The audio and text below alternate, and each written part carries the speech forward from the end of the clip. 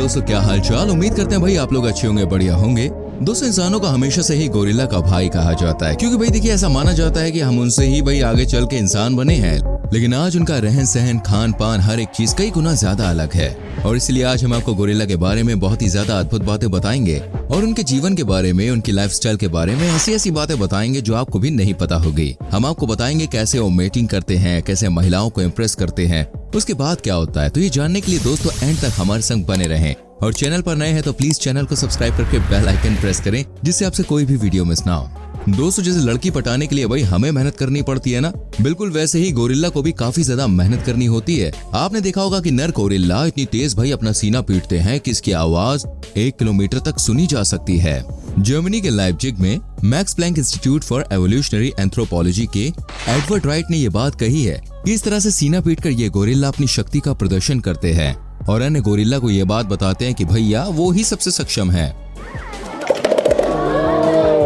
और वो मादाओं को आकर्षित करने की कोशिश करते हैं। एक गोरिल्ला की सोसाइटी में एक समूह में एक नर गोरिल्ला के साथ कई मादाएं गोरिल्ला होती हैं। प्रजनन के लिए मादाएं एक समूह से दूसरे समूह में जाती हैं और उन्हें आकर्षित करने के लिए अन्य गोरिल्ला आपस में एक दूसरे से भाई कंपटीशन करते हैं। इनके बीच ऐसी मान्यता है कि जिसका शरीर ज्यादा बलवान होता है वो ज्यादा क्षमता वाले होते हैं, इसलिए ये गोरिल्ला बचपन से ही सीना पीटने लगते हैं। साइंटिफिक रिपोर्ट्स में छपी रिसर्च के अनुसार बड़े गोरिल्ला भारी आवाजें निकालते हैं और इनकी फ्रीक्वेंसी कम होती है। यह आवाज उनके वॉइस बॉक्स में एयर सैक्स के आकार पर निर्भर करती है। अलग अलग गोरिल्ला अलग अलग समय के लिए अलग आवाज निकालते हैं, यानी इसके आधार पर इनकी पहचान भी की जा सकती है। बाकी कई जंगली जानवरों से अलग गोरिल्ला के प्रजनन का कोई फिक्स समय या सीजन नहीं होता है, बिल्कुल हम इंसानों की तरह। और जंगली मादा हर 4 साल में एक बार जन्म देती है। गोरिल्ला का गर्भकाल लगभग 8.5 महीने का होता है और वो आमतौर पर एक ही संतान को जन्म देती है, शायद ही कभी जुड़वा बच्चों को दे। और ऐसा देखिए इसलिए होता है क्योंकि एक बार बच्चा देने के बाद 4 साल तक रुकना पड़ता है, जिसके बाद ही महिला फिर बच्चे देने के लिए तैयार होती है। पर तब तक काफी कुछ चीजें बदल जाती हैं, जिसकी वजह से उस मादा को फिर बच्चे करने का मौका नहीं मिलता या वो जिंदा ही नहीं बचती। एक नवजात का वजन लगभग 2 किलो होता है और बच्चे जीवन के पहले 3 महीनों के लिए पूरी तरह से अपनी माँ पर डिपेंड होते हैं।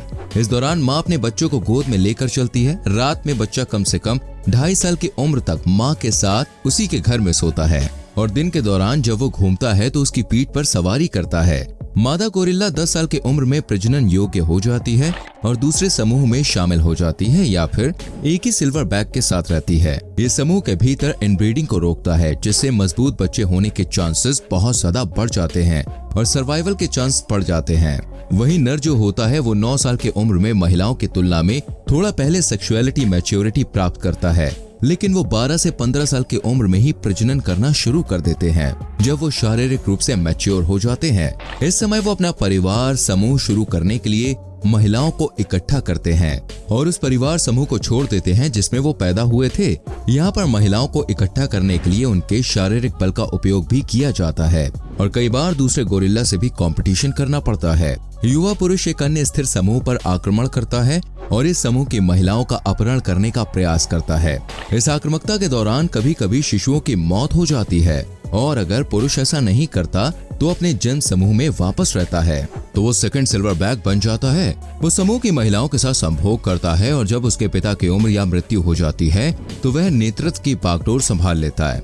जब एक सिल्वर बैक स्वाभाविक रूप से मर जाता है या दुर्घटना, बीमारी या शिकारियों द्वारा मारा जाता है तो परिवार समूह अलग हो सकता है या किसी दूसरे ग्रुप के सिल्वर बैक पुरुष को अपना नेता भी बना सकता है। यह तब होता है जब समूह में कोई पुरुष वंशज नेता की भूमिका संभालने में सक्षम नहीं होता है। कभी कभी एक नया सिल्वर बैक समूह में शामिल होने के बाद सभी शिशुओं को मार सकता है। सारे गोरिल्ला ऐसा नहीं करते हैं, लेकिन अगर कोई आक्रामक गोरिल्ला है तो वो ऐसा ही करता है और ये करने का कारण ये है कि वो नहीं चाहता कि अब उसके झुंड में किसी और खून का गोरिल्ला रहे और ये भी एक कारण है कि उनकी पॉपुलेशन काफी ज्यादा कम है। नवीनतम गोरिल्ला जानकारी के अनुसार फिलहाल पूरी दुनिया में 1060 अडल्ट पर्वतीय गोरिल्ला हैं और इसमें हमारा भी हाथ है, क्योंकि हमने उनके हैबिटेट को तोड़ दिया है, जिसकी वजह से उनके पास रहने के लिए कम जगह बची है और इसी चक्कर में इनकी पॉपुलेशन इतनी ज्यादा कम हो गई है।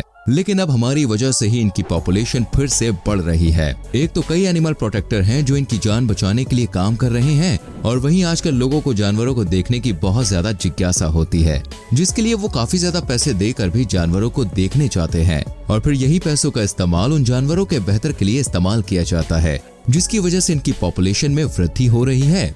दोस्तों, वैसे तो गोरिल्ला बहुत ही ज्यादा ताकतवर और काफी ज्यादा विशाल होते हैं, तो कई लोगों के मन में आता है कि गोरिल्ला क्या खाते हैं। गोरिल्ला आमतौर पर दोस्तों शाकाहारी होते हैं, और जबकि पूर्वी गोरिल्ला के आहार में मुख्य रूप से पत्ते, अंकुर, तने, बांस और स्टॉक शामिल होते हैं। वेस्टर्न गोरिल्ला ज्यादा फल खाते हैं। कभी कभी गोरिल्ला चींटियों और घोंगे जैसे छोटे कीड़े भी खा जाते हैं।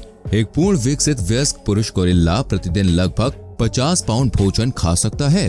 गोरिल्ला पानी के बहुत शौकीन नहीं है। उनका बहुत सारा समय चारागाह और आराम करने में व्यतीत होता है, क्योंकि समूह कभी कभी अपने भोजन के समय के बीच प्रतिदिन कुछ 100 मीटर की दूरी तय करते हैं। चिंपैंजी गोरिल्ला का सबसे करीबी रिश्तेदार होता है, जो आकार में काफी बड़ा होता है, पर गोरिल्ला से आकार में छोटा होता है। जबकि चिंपैंजी बहुत ही उद्यमी होता है। गोरिल्ला शांत रहना पसंद करते हैं।